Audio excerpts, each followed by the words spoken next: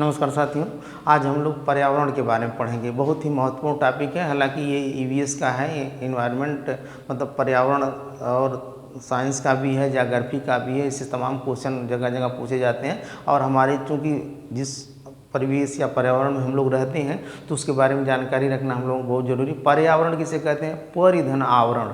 परि माने पृथ्वी, आवरण माने उसके चारों तरफ, यानी पृथ्वी के चारों तरफ जो आवरण है, जो घेरा है, उसको हम पर्यावरण कहते हैं। तो अब जाहिर सी बात है, पृथ्वी के चारों ओर क्या है? जैसे आपके पेड़ पौधे हैं, हवा है, जल है, मिट्टी है, जीव जंतु हैं, इन सभी को हम क्या कहते हैं? पर्यावरण कहते हैं। दूसरी चीज़ होती है कि पर्यावरण में अब देखेंगे जलमंडल है, वायुमंडल है, स्थल मंडल है और जैवमंडल, इनको मिला के बनाता है पर्यावरण। अब जलमंडल में आप जानते हैं कि जलमंडल यानी जितना भी जल है, पूरे जलमंडल को लिया जाए तो लगभग 97% जल जो है खारा होता है ना। जितने भी महासागर हैं, चाहे अटलांटिक महासागर से लेकर के प्रशांत महासागर, हिंद महासागर, आर्कटिक महासागर, पूरा पृथ्वी की ही बात हो रही है। तो इसमें जितने भी जलमंडल है उसमें 96% जल हमारा क्या है? खारा है। 97% खारा, जिसको लवणी कहेंगे। और 2.4% जो है आपका ग्लेशियर है, बर्फ़ के रूप में है। और 0.6% जो है केवल नदी, झील, तालाब ये सब पाया जाता है। इस तरीके से 0.6% जो है नदी, झील। तो इस तरीके से जल का बहुत बड़ा है। हमारे शरीर में भी 70% जल होता है। ये भी तमाम इस तरीके से क्वेश्चन बनते हैं। फिर हमारा वायुमंडल, वायुमंडल में सबसे ज़्यादा गैसें आपकी नाइट्रोजन होती हैं। नाइट्रोजन होती है कितनी? 78%। और उसके बाद ऑक्सीजन होती है 21%। और कार्बन डाइऑक्साइड होती है 0.03%, इतना होती है। बाकी जो अक्रिय गैसें होती हैं, जो आर्गन होती है, हीलियम होती है, नियान, क्रिप्टन, जो किसी गैस से क्रिया नहीं कर सकती। तो इस तरीके से ये वायुमंडल, वायुमंडल में आप जानते हैं कि 5 मंडल भी होते हैं, परतें होती हैं। सबसे नीचे क्षोभ मंडल होता है, फिर उसके बाद आपका समताप मंडल होता है, फिर मध्य मंडल होता है, फिर आयन मंडल होता है, बहिर्मंडल होता है। पूरा मंडल पृथ्वी के चारों पूरा 5 परतों का एक घेरा होता है। तो इस भी जानेंगे। दूसरी चीज़ है स्थल मंडल। स्थल मंडल में जितने भी महाद्वीप या देख लें कि जितने भी पेड़ पौधे, जीव जंतु हैं, वो स्थल मंडल हो गए। यानी एशिया से लेकर के यूरोप, उत्तरी अमेरिका, दक्षिणी अमेरिका, ऑस्ट्रेलिया, है ना, और अंटार्कटिका महाद्वीप, ये सारे जो है इन तीनों मंडलों को मिला करके जलमंडल, वायुमंडल, स्थल मंडल को मिला करके क्या बनता है? जैवमंडल। यानी स्थल मंडल को हम कहते हैं लिथोस्फीयर, वायुमंडल को एटमॉस्फेयर, जलमंडल को हाइड्रोस्फीयर और जैवमंडल को बायोस्फीयर।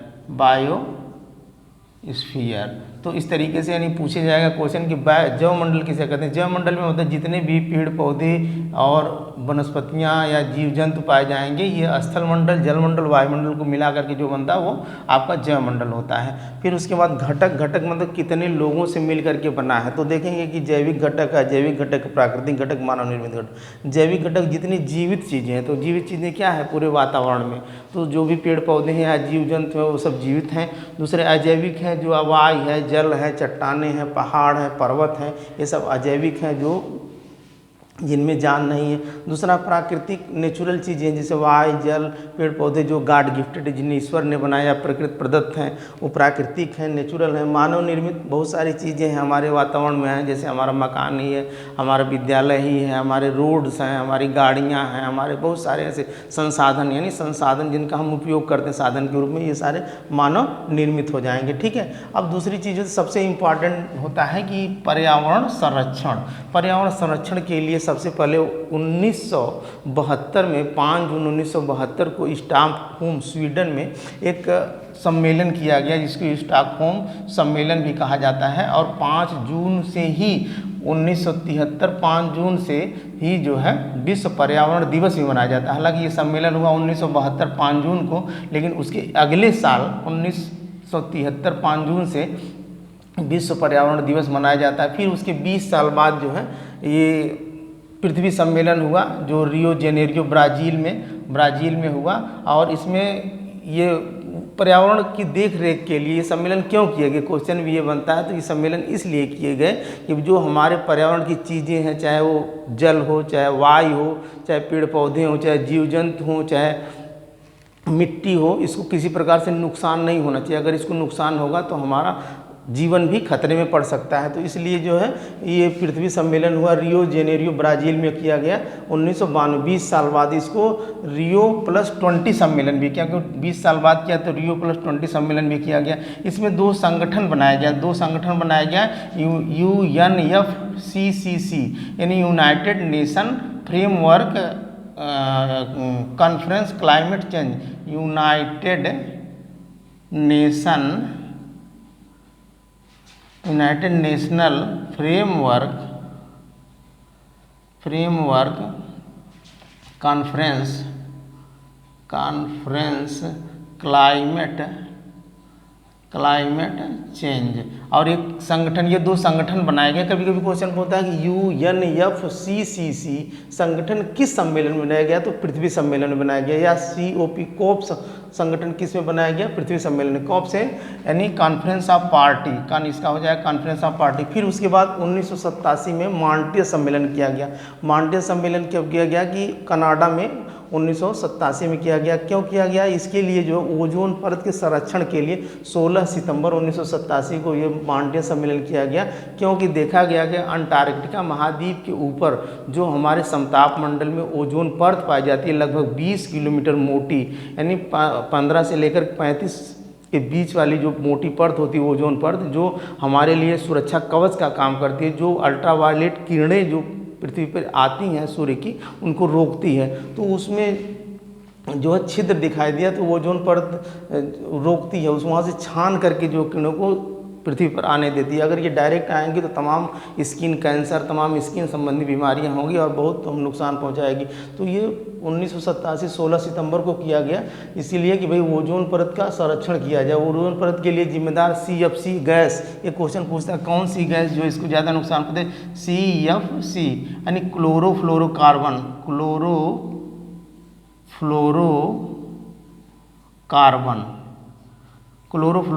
ये गैस ज़्यादा इसके लिए जिम्मेदार है। जो जितने भी एयर कंडीशनर्स वस्तुएं हैं, चाहे AC वो जितने भी, तो इससे ये निकलती है गैस।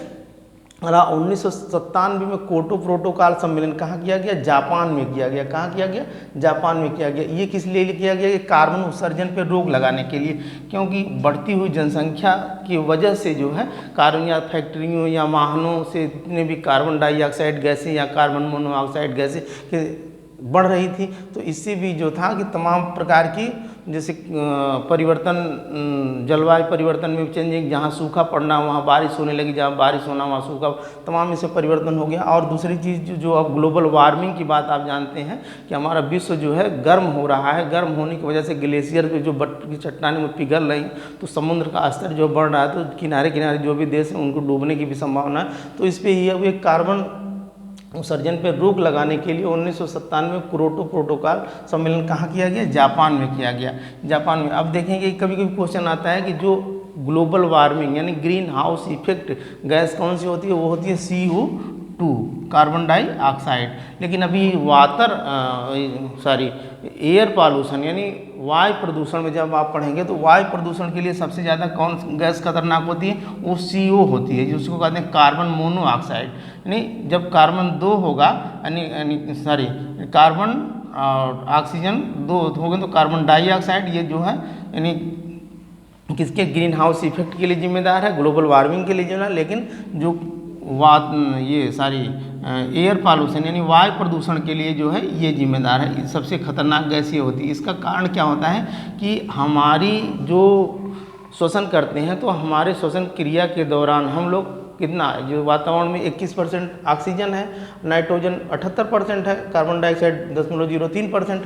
तो हम जो है श्वसन क्रिया के दौरान अपनी, जैसे ये श्वसन क्रिया हो रही है, इसके दौरान हम ये सारी गैसों को ले लेते हैं अपने शरीर के अंदर। ये हमारा फेफड़ा बन जाता है, ऐसे ऐसे करके ये फेफड़ा बन गया और इसे हम ले लेते हैं। अब होता क्या कि ये फेफड़ा फिर यहाँ से क्या करता है, ब्लड के रास्ते हमारी ऑक्सीजन को ही कैच करके ले जाता है, बाकी 78% नाइट्रोजन को भी वापस कर देता है और फिर कार्बन डाइऑक्साइड। अब चूँकि इसमें से भी 21% जो ये ऑक्सीजन है इसको केवल 17% कैच करता है, बाकी को जो है जो उसको वापस कर देता है। तो इसमें कार्बन डाइऑक्साइड की मात्रा बढ़ा करके भेजता है और बाकी जो है ऑक्सीजन भी कुछ वापस चली आती है। तो इस तरीके से जो अब होता क्या है कि जब ये वायु प्रदूषण होता है तो ये इसमें कार्बन मोनोऑक्साइड, कभी कभी आप देखेंगे जहाँ बहुत ज़्यादा गर्मी, मतलब एक तरीके से भट्टियों में जब आग या जहाँ आग जलाई जाती है तो वहाँ सफ़ेद धुएँ निकलते हैं। जो सफ़ेद धुएँ होते हैं वो कार्बन मोनोऑक्साइड, जो काले धुएँ होते हैं वो कार्बन डाइऑक्साइड। ये सफ़ेद धुएँ क्या करते हैं कि ये जो